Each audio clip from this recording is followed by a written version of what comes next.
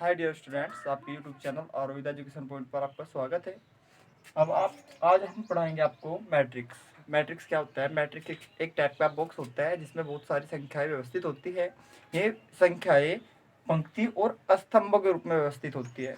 जो लाइंस इसमें अक्षैतिज या हॉरिजॉन्टल होती है उनको पंक्तियां, और जो लाइन इसमें ऊर्ध्वाधर अर्थात वर्टिकल होती है उनको स्तंभ कहते हैं। ठीक है, तो ये जो अवयव होता है उसमें पंक्ति और स्तंभों की संख्या कितनी भी हो सकती है।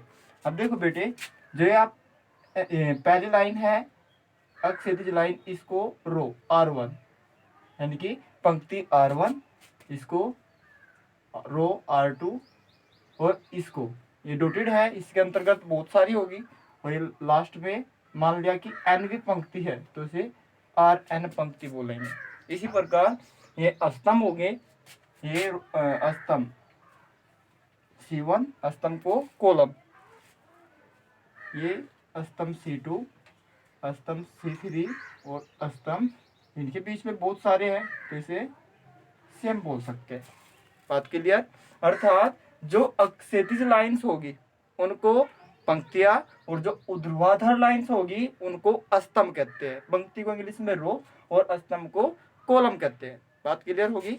उसके बाद आता है बेटे अवयव का ऑर्डर।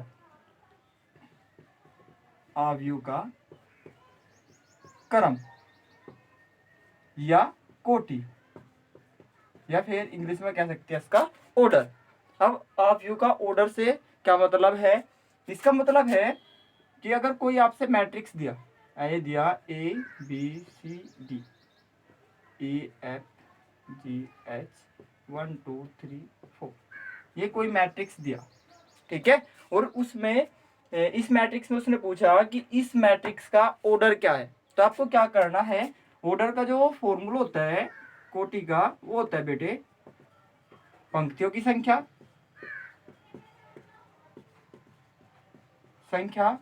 मल्टीप्लाई स्तंभों की संख्या। ठीक है, उसके बाद आप देखिए इसमें सबसे पहले काउंट करेंगे, ये R1 है, ये पंक्ति R2 है, और ये पंक्ति R3 है। अर्थात पंक्तियों की संख्या कितनी है इसमें? 3।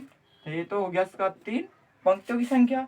और उसके बाद स्तंभों की संख्या C1, ये स्तंभ C2, ये स्तंभ C3, और ये स्तंभ आपका C4। स्तंभों की संख्या कितनी है इसमें? 4 है, तो ये 3/4 क्या होगा इसका ऑर्डर हो गया। क्लियर? अब जो ये मैट्रिक्स है इसमें जो इन अंकों को व्यवस्थित किया गया है, इनसे क्या तात्पर्य है? जैसे A11 है, A11 का मतलब है कि जो A11 है वो पहली पंक्ति का पहला अवयव है। A11 का मतलब पहली पंक्ति का पहला अवयव, A12 का मतलब पहली पंक्ति का दूसरा अवयव, A13 का मतलब है पहली पंक्ति का तीसरा अवयव। इसी प्रकार अगर A22 पूछे तो दूसरी पंक्ति का दूसरा अवयव, A23 दूसरी पंक्ति का तीसरा अवयव, या फिर कोई भी पंक्ति पूछ रहा है, ये है mवीं पंक्ति का दूसरा एलिमेंट। इसको जो अवयव होता है उसको लिखने का ये इस प्रकार उसको लिखा जाता है AIJ। आई पंक्तियों की संख्या को दर्शाता है, जे उसके जो AIJ है एलिमेंट की स्थिति को डिनोट करते हैं। यहाँ पे जो M होगा ये पंक्तियों की संख्या, कितनी टोटल संख्या है उसको डिनोट करेगा, और जो N होगा टोटल स्तंभों की संख्या को डिनोट करेगा। अर्थात जो M क्रॉस N है इसको ही अवयव का ऑर्डर कहते हैं। जो मैट्रिक्स होता है, अब इसका ऑर्डर है तो इसका ऑर्डर आप यहाँ भी लिख सकते हैं 3/4। क्लियर? उसके बाद आती है कुछ डेफिनेशंस। अब है अवयव के प्रकार, कितने प्रकार के होते हैं और क्या क्या होते हैं, उनकी डेफिनेशन है। सबसे पहला आता है पंक्ति अवयव। अब पंक्ति अवयव किसे कहते हैं? देखो, पंक्ति अवयव जिसमें पंक्ति की संख्या 1 हो और स्तंभों की संख्या 1 से अधिक हो। जैसे एग्जाम्पल दिया, फॉर एग्जाम्पल एक मैट्रिक्स दिया A जिसमें 1 2 3 4 5 ये लिख रहा है। अब इसमें पंक्ति की संख्या कितनी है? ऑर्डर कितना होगा इसका? पंक्ति की संख्या 1 है और स्तंभों की संख्या 1 स्तंभ 2 स्तंभ 3 4 5 है, यानी कि 1 से अधिक है, जिसमें पंक्ति की संख्या 1 और स्तंभों की संख्या 1 से अधिक हो, उस आव्यूह को पंक्ति आव्यूह कहते हैं।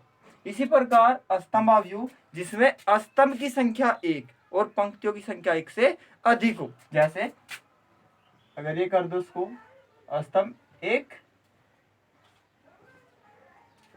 और पंक्ति की संख्या कितनी होगी 1 से अधिक, अर्थात कितनी, ऑर्डर कितना होगा इसका 3/1। पर स्तंभ की संख्या कितनी है इसमें 1 और पंक्तियों की संख्या 1 से अधिक हो, ऐसे आव्यूह को स्तंभ आव्यूह कहते हैं। उसके बाद आता है शून्य आव्यूह, एक ऐसा आव्यूह जिसके सभी एलिमेंट शून्य हो, जिसके सभी एलिमेंट शून्य हो उसे शून्य आव्यूह या रिक्त आव्यूह कह सकते हैं। ठीक है। उसके बाद आता है वर्ग आव्यूह, वर्ग आव्यूह जिसमें पंक्तियों की संख्या और स्तंभों की संख्या बराबर हो। वर्ग आव्यूह क्या होता है, जिसमें पंक्ति और स्तंभ, पंक्तियों का संख्या को m से और स्तंभों की संख्या को n से डिनोट करते हैं, जिसमें m और n अर्थात दोनों इक्वल हो उसे कहते हैं वर्ग आव्यूह, स्क्वायर मैट्रिक्स। अब यह होता क्या है, देखो जैसे फॉर एग्जाम्पल 1 2 2 1 ये दिया, इसमें पंक्तियों की संख्या भी 2 है, स्तंभों की संख्या भी 2 है, तो ऐसे मैट्रिक्स को क्या कहते हैं, हम वर्ग आव्यूह कहते हैं। जैसे 1/1 का होगा जिसका ऑर्डर 1/1 हो, वर्ग आव्यूह होगा। जैसे a बराबर 1 दिया, 1/1 का है। a ये 2/2 का हो गया, 1 2 3 4 5 6 0 1 2। पंक्तियों की संख्या कितनी 1 2 3, स्तंभों की संख्या 1 2 3, 3/3 का, ये भी क्या हो गया एक वर्ग आव्यूह होगा। ठीक है, तो ये आप अच्छी तरीके से समझ गए होंगे कि वर्ग आव्यूह क्या होता है। उसके बाद आता है विकर्ण आव्यूह। अब विकर्ण आव्यूह क्या होता है, एक ऐसा स्क्वायर मैट्रिक्स, ऐसा स्क्वायर मैट्रिक्स जिसके, एक ऐसा स्क्वायर मैट्रिक्स जिसके जो विकर्ण होंगे उसको छोड़कर अन्य सभी एलिमेंट 0 हो, केवल विकर्ण 0 ना हो, अर्थात विकर्ण को छोड़कर जो अन्य एलिमेंट्स बच गए क्या हो 0 हो, ऐसे स्क्वायर आव्यूह को विकर्ण आव्यूह कहते हैं। यह वर्ग आव्यूह होते हैं। ठीक है, 1/1 का तो होगा ही नहीं, 1/1 का होगा 1, 2/2 का होगा, 3/3 का होगा, 4/4 का हो सकता है। ठीक है, अर्थात जो विकर्ण आव्यूह होगा वो एक स्क्वायर मैट्रिक्स होगा। क्लियर, अर्थात इसमें जो ये क्या होता है बेटे, हम जो एलिमेंट को डिनोट करते हैं उसको aij से डिनोट करते हैं। अगर इसमें ऐसा मैट्रिक्स, ये मैट्रिक्स है, अगर इसमें i और j ये क्या ना हो, ये 0 के इक्वल ना हो, जो i और j है इन दोनों के मान 0 के इक्वल ना हो, अर्थात जो विकर्ण के एलिमेंट्स है ये 0 ना हो, अन्य सभी एलिमेंट्स क्या हो 0 हो, तो ऐसे वर्ग आव्यूह को विकर्ण आव्यूह कहते हैं। क्लियर। उसके बाद आता है अदिश आव्यूह। अदिश आव्यूह होता है कि जिसमें विकर्ण के जो एलिमेंट होते हैं वो सेम हो, जैसे यहाँ पे ले सकते हैं आप 2, ये भी 2 हो गया विकर्ण, और ये भी विकर्ण का जो एलिमेंट्स है तीनों ये 2 2 2 है। एक ऐसा वर्ग आव्यूह जिसके विकर्ण के एलिमेंट सेम हो और अन्य सभी एलिमेंट, तो विकर्ण आव्यूह में शून्य होंगे ही होंगे, अर्थात एक ऐसा विकर्ण आव्यूह जिसके विकर्ण के सभी एलिमेंट्स इक्वल हो उसे अदिश आव्यूह कहते हैं। उसके बाद आता है मैट्रिक्स, तत्सम आव्यूह या इकाई आव्यूह, या इंग्लिश में कहते हैं यूनिट मैट्रिक्स। यूनिट मैट्रिक्स क्या होता है, जो यूनिट मैट्रिक्स है ये ज्यादातर इंपॉर्टेंट है। ठीक है, यूनिट मैट्रिक्स या इकाई आव्यूह या तत्सम आव्यूह क्या होते हैं, एक ऐसा आव्यूह, ऐसा वर्ग आव्यूह जिसके विकर्ण के एलिमेंट 1 हो और अन्य क्या होंगे शून्य, ऐसे आव्यूह को इकाई आव्यूह कहते हैं। इस आव्यूह को I2 से, अगर 1/1 का है तो उसे I1 से, अगर ये कितना है 2/2 का तो इसे I2 से डिनोट कर सकते हैं, 1/1 का है तो इसे 1 से, इसका ऑर्डर 1/1 है। ऐसे ही I3 1 0 0 0 1 0 0 0 1, ये 3/3 का है तो इसे I3 से डिनोट कर सकते हैं। ठीक है, इसका सबसे ज्यादा यूज होता है आपके मैट्रिक्स में। ठीक है, तो इकाई आव्यूह क्या होगा, इकाई आव्यूह एक ऐसा आव्यूह जिसके विकर्ण के सभी एलिमेंट्स 1 हो और अन्य एलिमेंट्स क्या हो, विकर्ण से जो अलग हो गए या विकर्ण विकर्ण को छोड़कर जो एलिमेंट्स बच गए वे क्या हो, शून्य हो। ऐसे अवयव को, वर्ग अवयव को इकाई अवयव या यूनिट मैट्रिक्स कहते हैं। क्लियर। अब चलते हैं आपके एक्सरसाइज पर। सबसे पहले पहला क्वेश्चन स्टार्ट करते हैं। देखो 3.1 का सबसे पहला क्वेश्चन दिया है, उसने एक मैट्रिक्स दिया है और उसके 4 विकल्प दिए, 4 क्वेश्चन दिए हैं। और उसमें सबसे पहला क्वेश्चन है कि अवयव की कोटि बताइए। अब देखिए बेटे, अवयव की कोटि कितनी होगी, ये कौन सी पंक्ति है, R1, यह पंक्ति R2 और यह पंक्ति आपकी R3, अर्थात पंक्तियों की संख्या कितनी होगी आपकी 3। उसके बाद एक स्तंभ C1, यह स्तंभ C2, यह आपका स्तंभ C3 और यह आपका स्तंभ C4, अर्थात स्तंभों की संख्या कितनी है 4। तो आपका जो ऑर्डर हो गया इस अवयव का कितना हो गया 3/4। क्लियर। उसके बाद सेकंड है कि अवयव के अवयवों की संख्या बताओ कि इसमें कितने अवयव है। आपको क्या करना है, जो इसका ऑर्डर दिया है उनकी मल्टीप्लाई कर दो, 3 चौक 12, 12 ही इसमें एलिमेंट है। वैसे आप काउंट भी कर सकते हैं। अब सेकंड क्वेश्चन में इस अवयव में अवयव की संख्या बतानी है। तो बेटे 3 गुणा 4, इनके गुणनफल से जो आएगा वो ही इसमें अवयवों की संख्या होगी। आप इसे वैसे भी काउंट कर सकते हैं 1 2 3 4, लेकिन काउंट करने में आपको टाइम वेस्ट नहीं करना, आपको सीधा इसकी मल्टीप्लाई करनी और आपका अवयव की संख्या आ जाएगा। उसके बाद जो तीसरा क्वेश्चन है उसमें पूछा है बेटे कि A13 A21 A13, सबसे पहले A13 एलिमेंट पूछा है कौन सा है, A13 का मतलब है पहली पंक्ति का तीसरा अवयव। देखिए बेटे पहली पंक्ति है, पहला अवयव, दूसरा अवयव, तीसरा अवयव, तो A13 का मान कितना होगा 19। उसके बाद उसने पूछा है A21 का मान 21, दूसरी पंक्ति का पहला अवयव। ऐसे आप इसको कर लेंगे। क्लियर। उसके बाद जो क्वेश्चन नंबर 2 है, क्वेश्चन नंबर 2 में कहा यदि किसी अवयव में 24 अवयव हो तो उसकी कितनी संभव कोटियां होगी। अर्थात उसने कहा कि अवयवों की संख्या कितनी होगी इसमें, यदि 24 हो तो उसकी कितने प्रकार से आप इन 24 अवयव को कितने मैट्रिक्सों में व्यवस्थित कर सकते हो। तो देखो हमें क्या करना है, इसके फैक्टर करने। सबसे पहले हम इसका फैक्टर 24 गुणा 1, 24 एकम 24 यानी कि 24 पंक्ति और एक स्तंभ, ठीक है। या फिर 1 गुणा 24, एक पंक्ति 24 स्तंभ। उसके बाद 12 गुणा 2, 12 दूनी 24 या 2 गुणा 12। उसके बाद 3 गुणा 8 या 8 गुणा 3। उसके बाद 4 गुणा 6 या 6 गुणा 4। इससे अलग कोई इसका फैक्टर नहीं होगा, ठीक है। तो आपकी टोटल संख्या कितनी आ गई 1 2 3 4 5 6 7 8। तो टोटल कितने प्रकार से कर सकते हैं उनको, 8 प्रकार से। क्लियर। ऐसे क्वेश्चन नंबर आपका थर्ड है। जो 4 और 5 क्वेश्चन है वे भी सेम एक जैसे है। एक क्वेश्चन मैं कराता हूँ और खुद करने की कोशिश करियो, जो नहीं होगा तो कमेंट बॉक्स में कमेंट जरूर करिए। देखो क्वेश्चन नंबर 4, उसने कहा है बेटे कि एक 2/2 का अवयव A है, A बराबर AIJ, और ये जो है आपका 2/2 का है। और इसके लिए उसने एक कंडीशन दी है कि AIJ, फर्स्ट क्वेश्चन है 4 का फर्स्ट, कि AIJ बराबर I प्लस J/2 का स्क्वायर, ये दिया, ठीक है। अब देखो हमें 2/2 अवयव के क्या करनी है, रचना करनी है। देखो इसके लिए हम क्या करेंगे, सबसे पहले डमी मैट्रिक्स की रचना करेंगे। अर्थात 2/2 के अवयव को हम ऐसा लिख लेंगे A12 A11 A12 A21 और A22। ये 2/2 का एक मैट्रिक्स होगा आपका, ठीक है। अब हमें इसके एलिमेंट के मान ज्ञात करने हैं। अब सबसे पहले हमें A11 निकालना है। A11 अर्थात I और J के स्थान पे आपको क्या रखना है 1 1। इसमें आप I और J के दोनों के स्थान पर 1 1 रख दो।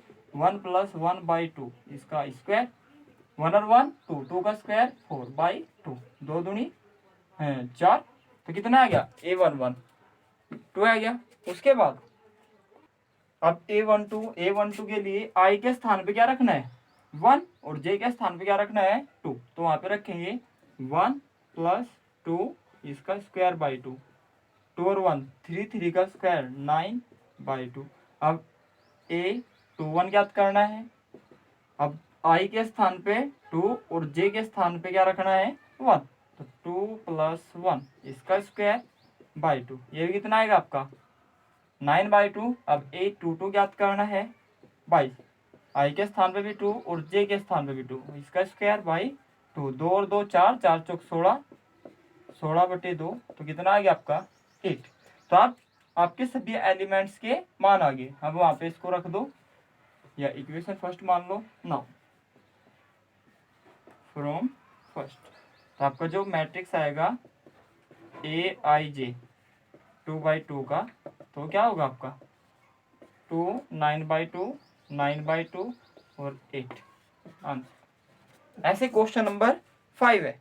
उसके बाद अब छठा क्वेश्चन करते हैं। छठे क्वेश्चन के 3 पार्ट है, तीसरा पार्ट मैं कराता हूँ और बेटे 7वां क्वेश्चन भी इसी के अकॉर्डिंग करना है। अब देखो ये दो मैट्रिक्स इक्वल दिए, मैट्रिक्स तभी इक्वल होंगे जब उनके ऑर्डर समान हो। इसका ऑर्डर कितना है, कितनी पंक्तियां इसमें 3 और स्तंभों की संख्या 1। इसी प्रकार ये भी 3/1 का है, अर्थात दो अवयव तभी इक्वल होंगे जब उनके ऑर्डर कोटि की संख्या समान हो।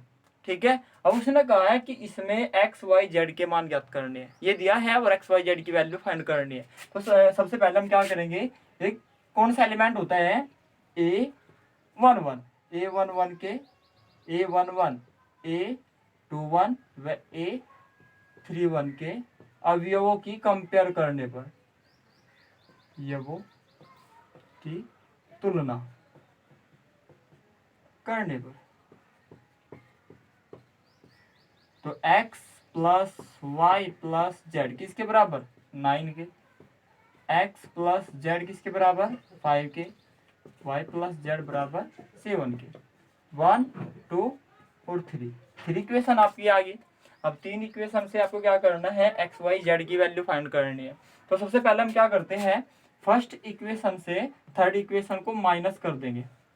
ठीक है। जब इस इक्वेशन से इस इक्वेशन को माइनस करेंगे तो y से y कैंसिल हो जाएगा, z से z कैंसिल हो जाएगा, इधर तो बचेगा आपका x, 9 में से 7 जाएंगे तो इधर बचेगा आपका 2। क्लियर, x की वैल्यू फाइंड होगी।